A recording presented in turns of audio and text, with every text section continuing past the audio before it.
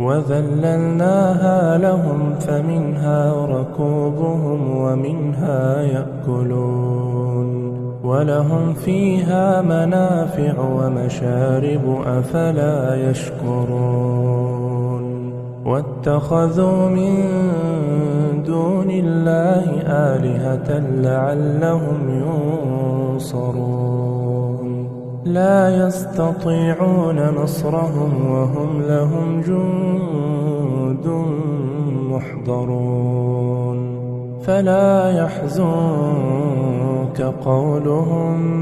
إنا نعلم ما يسرون وما يعلنون أولم ير الإنسان